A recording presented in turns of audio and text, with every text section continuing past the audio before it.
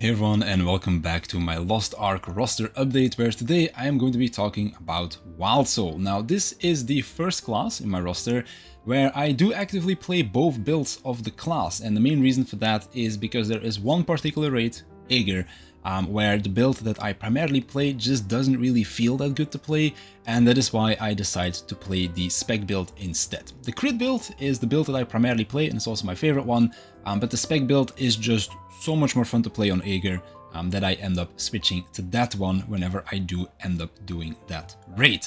So let's get started with the crit build, and then we'll move over to spec later on in the video. So I'll just divide it up into 4 parts. If you want to skip ahead, I'll leave timestamps in the description.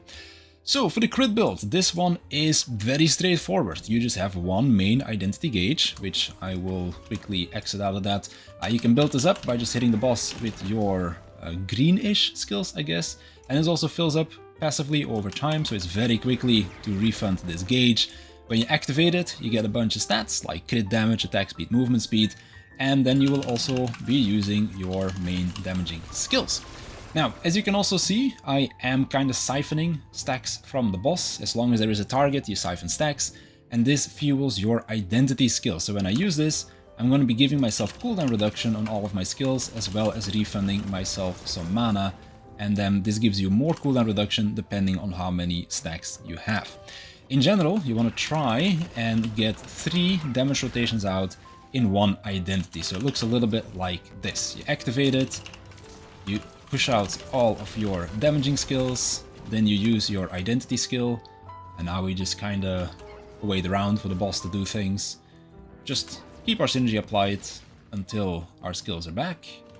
Skills are back, so we gotta use them again. Then we use our identity skill a second time, and then we can use our rotation one final time. And depending on when you use your first usage of your identity skill, your damage profile is going to be a little bit different, I guess you could say. And then as you can see, by the time the cooldowns are back, we can already fill our identity gauge. Now, another way that you can do this is you can get your first rotation off like so, and then we don't use our identity skill, and then we just chill for about 15 seconds. The reason why this is a good thing to do sometimes is because this allows you to get an atropine in under full buffs. So you could use your atropine right here, and then you use your first rotation. Because you have full stacks, you get full cooldown reduction, so you can use a second damage rotation right after, before your gauge runs out. So this allows you to get 2 damage rotations underneath an atropine. T-skill, very simple, just does damage. It's quite a bit of delayed damage, so use it when the boss is standing still.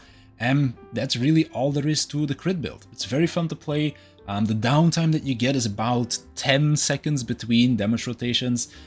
Depending on how you use your identity gauge as well, could be that the first one is like 12-second downtime and the second time it's like 7 seconds. Kind of depends on when you decide to use that, or you can go for the double burst at the end when you have like an atropine window coming up. Could do something like that. The only downside to this build is that in some raids it just doesn't really work that well. Mostly in raids where the boss disappears off the map, because there does need to be a target available for you to siphon these stacks. And if the boss is not on the field, you can't siphon the stacks, and then the identity gauge just kind of doesn't really work anymore. Now, luckily enough, you can just turn it off and you can just very quickly build it up again when the boss becomes available. I accidentally fat-fingered one of my skills there, but normally it would be back already by now in about 5 seconds time, which is why even on those fights it doesn't really feel too bad to play. If I were to compare that to yesterday's Soul Eater, this is why I am keeping my Wildsoul over my Soul Eater, because Soul Eater doesn't have anything to kind of help alleviate those downtime issues. With Wildsoul, I can just turn off the identity gauge and go for 2 bursts per rotation instead of 3, because you can just build up your gauge so fast again. It takes 5 seconds to get back to my burst. With Soul Eater, it takes like 20 seconds. So that's why I prefer Wildsoul in that regard.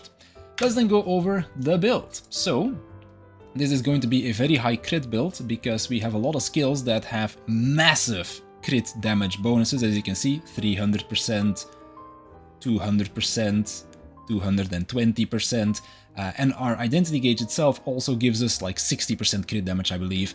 So we want to build around being as close to 100% crit rate as possible. Engravings, Cursed All, Raid Captain, because we do get movement speed when we're inside of our identity gauge, so that caps out Raid Captain. Adrenaline makes sense, Grudge, and MP Efficiency. All of our skills use MP, so MP Efficiency works here, helps us not run out of mana. You could also run Precise Dagger here if you want to, but of course, if you can make it work with like Adrenaline, for example, maybe you can get some extra levels in that, like I'm close to getting +2 Adrenaline, then of course, Precise Dagger gets less and less good, but because we have such massive crit damage on this class, running Precise Dagger actually isn't that bad on this, so it could be a good budget engraving if you want to run that.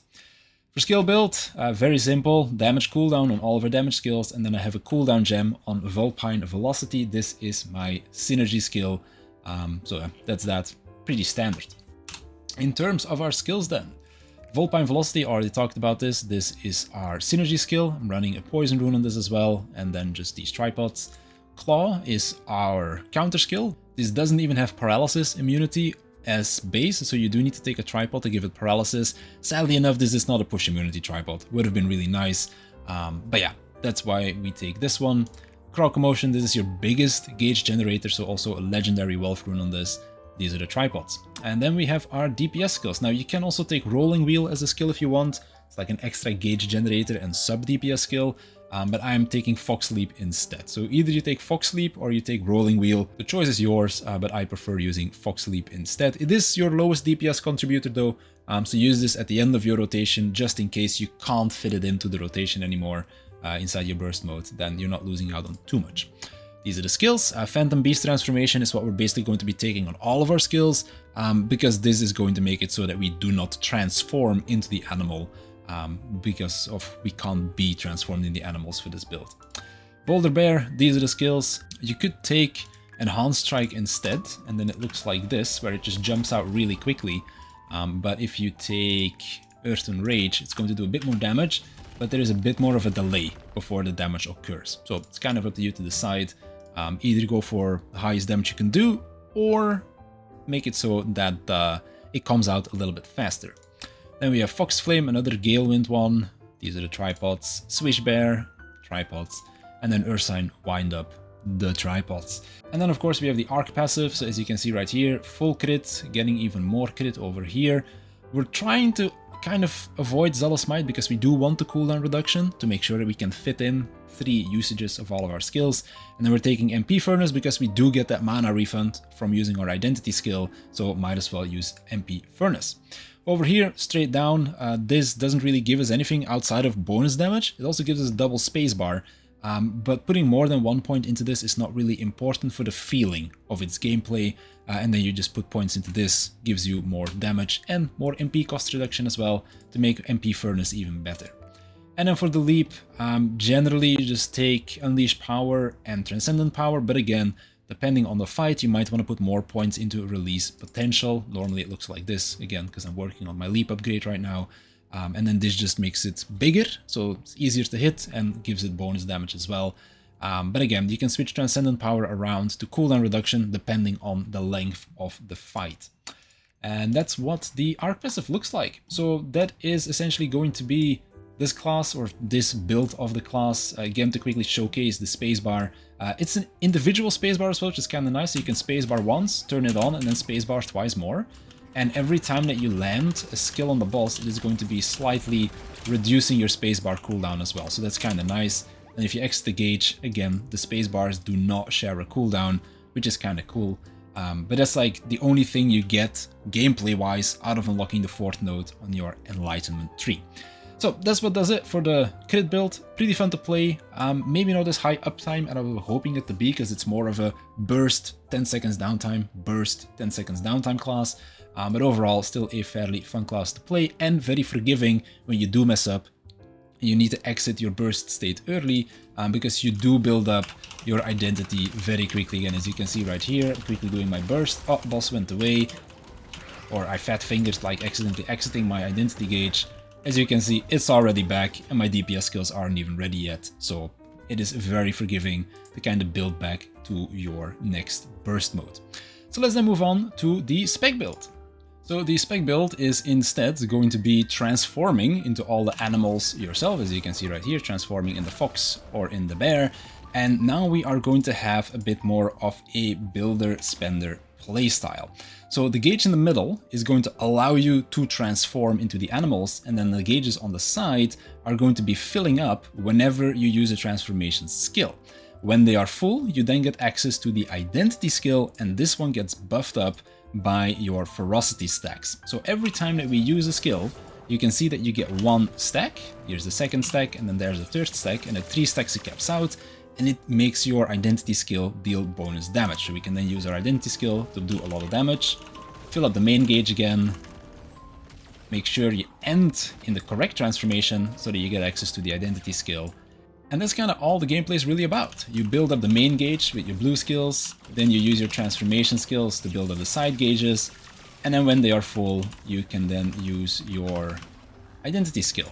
And that is all there really is to it. So we just kind of keep it going like this, build up the main gauge again, use your transformation skills in groups of 3 to keep things simple, and then when your identity gauge is ready for a specific transformation, you want to make sure that you end your rotation in that correct transformation so that you can then use your identity skill in the correct form, because if you're in the wrong form, you can't use that transformation. And that's all there is to it for the spec build. So let's then go over stuff again. So this is the spec build, full spec with some crit, engravings, hitmaster, cursed doll, adrenaline, grudge, and keen blunt. This time we can't use MPE because our identity skills are our main damage source and they do not consume MP, so no MP efficiency on this one. Then for the gems, we're just running cooldown and damage gems on everything, and of course a damage gem on our identity skill as well. Then for our skill build, we're still using Vulpine Velocity as our identity skill, or our synergy skill rather. These are the tripods. We're still using Claw as our counter skill, Wealth Rune as well, tripods. Tailwind this time is going to be our identity generating skill. This is the one that generates the most.